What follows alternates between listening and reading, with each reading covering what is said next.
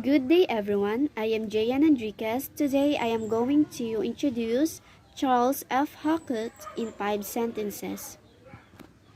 Charles Francis Hackett was an American linguist who developed many influential ideas in American structuralist linguistics.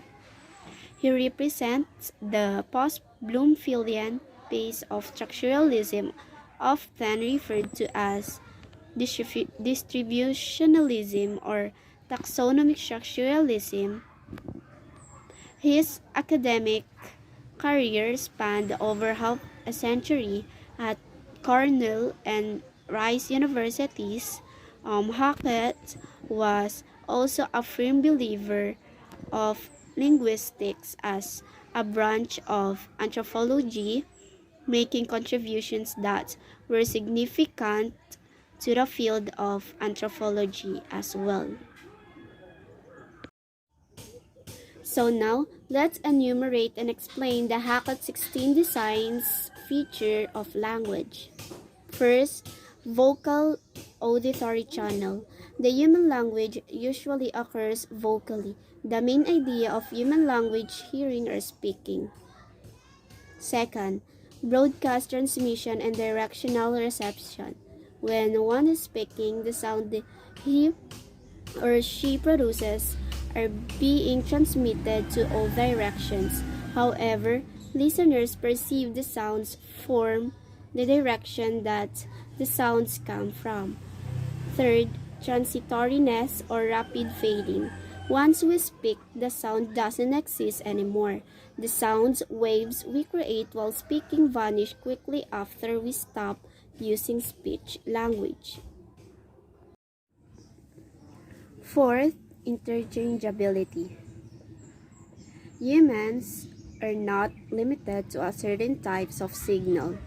They can send and perceive identical linguistic signals.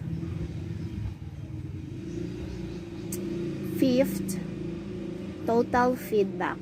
A speaker can control, modify, and feel what he says. It goes for signals as well. Sixth, specialization. Humans sign each other in order to communicate, not to perform a biological task. 7. Semanticity. Specific signals that match specific meanings. An example, ER. At the end of a word is usually assigned for a man with a certain profession such as painter, writer, photographer, and etc. 8. Arbitrariness languages are generally made up of both arbitrary and iconic symbols. In spoken languages, iconicity takes the form of onomatopoeia. Example, murmur in English, meow, cat in Mandarin. So, for the vast majority of other symbols, there is no intrinsic or logical connection between a sound form or signal and what it refers to. 9. Discreteness linguistic. Representations can be broken down into small, discrete units which combine with each other in rule-governed ways. They are perceived categorically, not continuously. For example, English marks number with the plural morpheme s, which can be added to the end of any noun. The plural morpheme is perceived categorically, not continuously.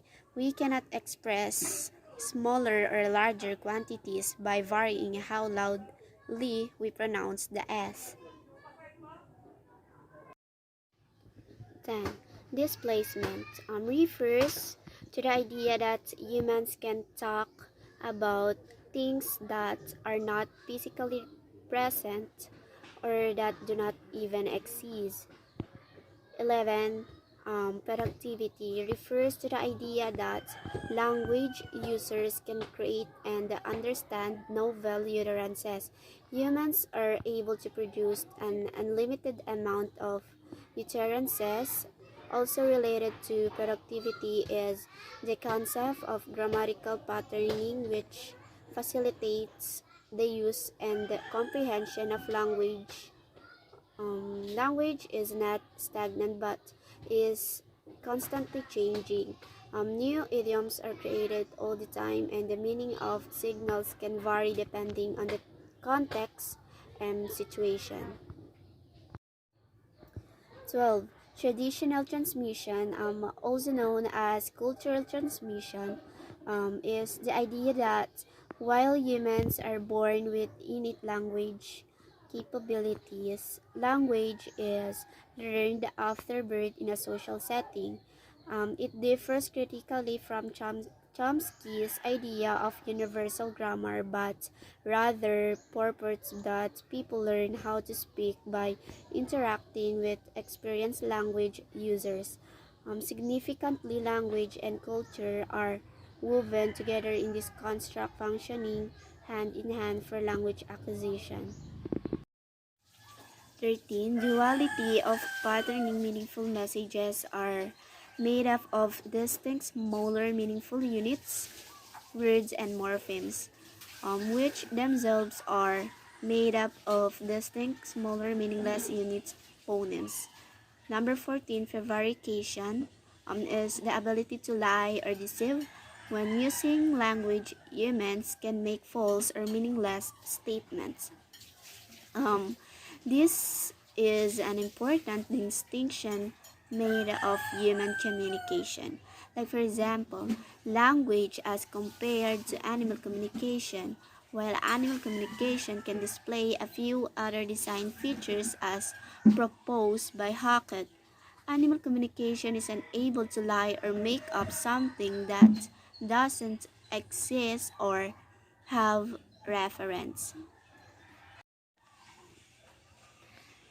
15. Reflexiveness. Humans can use language to talk about language. Also, a very defining feature of human language, reflexiveness, is a trait not shared by animal communication.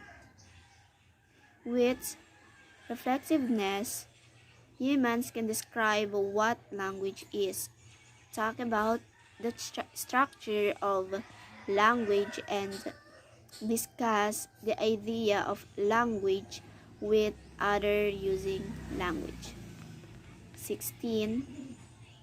Learn ability. Language you um, is teachable and learnable in the same way as a speaker learns their first language. The speaker is able to learn other languages. It is worth noting that young children learn language with competence and ease. However, language acquisition is constrained by a critical period such that it becomes more difficult once children pass a certain age.